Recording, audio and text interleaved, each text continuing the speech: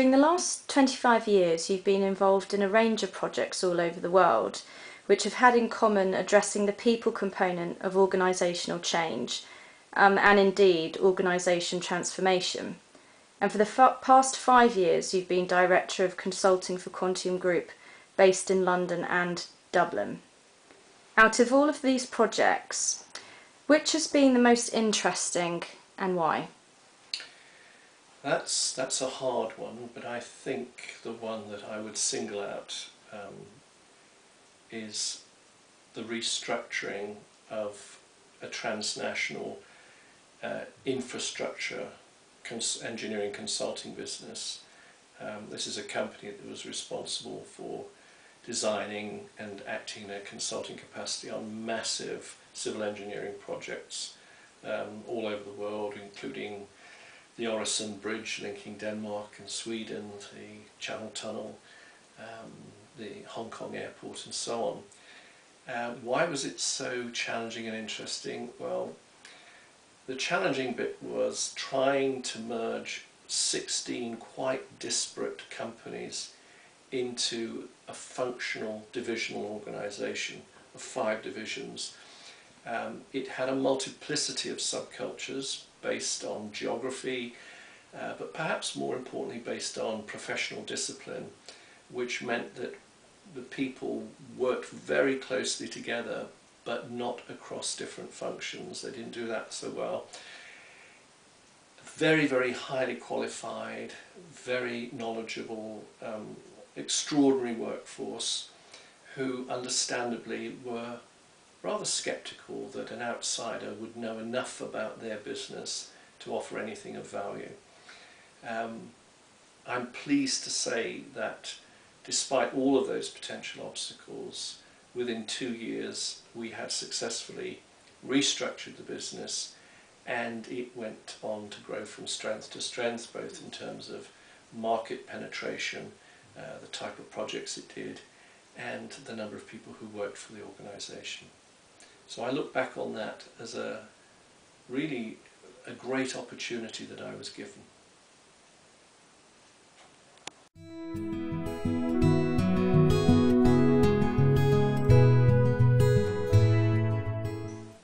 If there is a central challenge which faces all managers in dealing effectively with their people, what do you think it is? Well, I don't claim any original thought here, because many years ago at university I was inspired by a book written by a gentleman called J.A.C. Brown, The Social Psychology of Industry. And I remember very well, and I'm paraphrasing now, but I do remember very well that he took the view that the central challenge for managers was, how do you motivate people to do things that initially they don't want to do and keep them doing it to a minimum level of capability. Now, that description encapsulates for me, in a very simple way, an enormous problem and an enormous challenge, because it is about purpose in work, it's about meaningfulness, it's about leadership, it's about how we structure not just occupations but the way we do jobs, so the processes, the organisational divisions we find ourselves in. And although I have been working in this field for 30 years or more now, I keep coming back again and again to that core challenge, which every new generation of managers has to deal with and has to find different ways of solving that problem. If you have, as we now have, a better educated workforce, if you have a society which has less deference than it once had, less respect for authority, and if you're going through a period of enormous economic and social upheaval, which many countries are, in which respect for leadership is at an all-time low, then I think the challenge becomes even more marked. And it requires managers to do things differently from the way they've done them in the past, because what worked before is probably not going to work in the future. I've had the good fortune during my working life to have worked in many different parts of the world.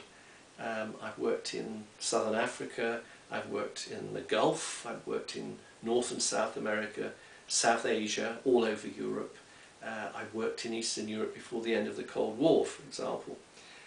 And what has struck me is that despite the very, very different geographies, the different industrial environments, the different cultures, the different histories, that managers, wherever they're located, are faced with that core challenge that I've just referred to.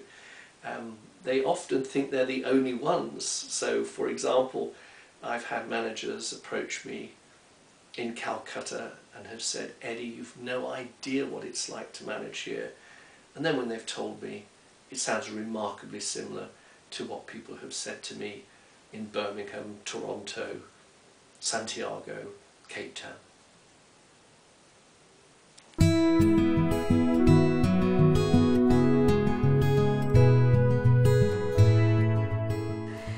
Approximately 60% of Quantium's business is repeat work from clients. Why do you think that is? I think it's for a number of related reasons. We remain a small or smallish consultancy, some would call us a boutique consultancy, by choice. And we do so because although everyone who works for Quantium has worked for very large organisations themselves, we believe that remaining small facilitates cross-functional team working, very high calibre team working. It also means that we can offer highly personalised solutions to our clients. And it enables us, and I suppose this is an indulgent thing for us, to actually feel very passionate about the people we work with, the problems that we help them solve. And I think, last but by no means least, our driving objective is always self-sufficiency, to provide our clients with self-managed, sustainable solutions. Sustainability is actually a key value for us, because when we walk away from an organisation, we want to do so with our clients knowing that they feel confident and they have the capability to manage for themselves. And interestingly, some people might think that's a way of denying potential future work. In fact, we found it's the opposite, because the trust and the strategic partnerships we build with our clients means that they come back when they have other problems they require solving.